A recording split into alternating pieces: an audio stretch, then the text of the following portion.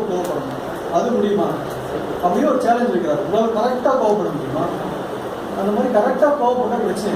நம்ம தேவையில்லாமல் கோவப்படுவோம், இல்லை கோவப்பட வேண்டியதுக்கு சைலண்டாக வந்துடும். நம்ம முக்கியமாக தேவைப்பட வேண்டிய அளவு கோவப்பட்டது நமக்கு இல்லை. கோபம்ன்ற ஒரு இமோஷன், அதை பற்றி மட்டும் அரிஸ்டாட்டில் சொன்னாங்க. இது எல்லா இமோஷனுக்குமே பொருந்தும்.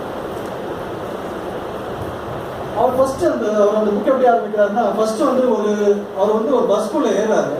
அந்த பஸ்குள்ள ஏறின உடனே ஒரு டிரைவர் அவர் பார்த்து ஹாய் ஹலோ ரொம்ப சேர்ஃபுல்லா சந்தோஷமா சொன்னார், ஹாய் ஹலோ அப்படிங்கிறாரு. இவருக்கு அந்த பஸ்ல இருக்க ரொம்ப ஒரு இரிட்டபிள் மூடு தான் இருக்கா. மற்ற பேர்லாம் ஒரு காலங்க ஒரு வெறுப்பா உட்காந்துருக்காங்க. அவர் அப்படிங்க அந்த டே போக அவர் வர ஒரு கெஸ்ட்டையும் ஒரு இன்டர்வியூ பஸ்ல வர ஒருத்தரையும் பார்த்து ஹாய் ஹலோ அந்த சியர்ஃபுல் மூட் சொல்ல entire people are becoming happy. அந்த என்டையர் பஸ் ரொம்ப ஒரு ஹாப்பி அட்மாஸ்பியர் மாறுது.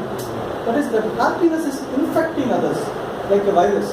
அந்த மாதிரி இட்ஸ் இன்ஃபெக்டிங். எல்லாருமே சந்தோஷமாயிட்டாங்க. அவர் பார்த்து அவர் புரியல எப்படி இந்த சேஞ்ச் நடக்குது. How one person can change everybody around him, makes everyone happy.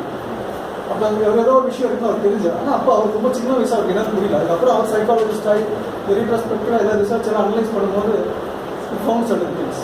ஏன் இந்த மாதிரி ஒருத்தரோட இமோஷன் இன்னொரு எப்படி சேஞ்ச் பண்ண முடியும், இன்னொரு எப்படி கண்ட்ரோல் பண்ண முடியும். Others can I can make you happy, it's possible. So அது எப்படி பாசிபிள்? அது ஒரு பக்கம் இருக்கும்பொழுது, ஆனால் நியூஸ் பேப்பரில் டெய்லி வர சில துயரமான சில விஷயங்களை பற்றியும் அவர் சொல்கிறாரு. ஒரு 9 வயசு பையன் அவங்க ஃப்ரெண்ட்ஸ் எல்லாம் அவருக்கு பேபி கூப்பிட்டாங்கன்னு சொல்லிட்டு பெரிய பிரச்சனை, பெயிண்ட் எல்லாம் எடுத்து ஊற்றி பெரிய கலடா ரகலா பண்ணுறாங்க ஸ்கூல்லே. இந்த மாதிரி ஒரு இன்சிடென்ட். அப்புறம் ஒரு 8 யங்ஸ்டர்ஸ் சேர்ந்துட்டு ஒரு பப்பு முன்னாடி போயிட்டு சின்ன சண்டை போட்டுட்டு அது ஷூட்டிங் பண்ணுற அளவுக்கு ரொம்ப இன்க்ரீஸ் ஆகிடும். ஒருத்தனை ஷூட்டிங் பண்ணிக்கிறான், அடிச்சுக்கிறாங்க, உண்டட் ஆகிடுறாங்க, காயப்பட்டு ஹாஸ்பிட்டலுக்கு போகிறாங்க. அந்த அளவுக்கு அந்த பிரச்சனை அதிகமாகும். சின்ன விஷயம் ஒன்றுமே கிடையாது. அதே மாதிரி நிறைய குழந்தைகள்லாம் நிறைய மர்டர்ஸில் பார்த்தீங்கன்னா அந்த யாரை மர்டர் பண்ணுறாங்கன்னு பார்க்குற குழந்தைகளோட மர்டர்ஸ் பார்த்தீங்கன்னா அவங்க பேரண்ட்ஸை பண்ணியிருக்காங்க. இந்த வெளியூரில் ரொம்ப சின்ன விஷயம் அடிக்கிறது, அதாவது கண்டிக்கிறேன்னு நினச்சிட்டு ஓவராக அடிச்சு அவங்க செத்து போயிருக்காங்க நிறைய குழந்தைங்க பேரண்ட்ஸு.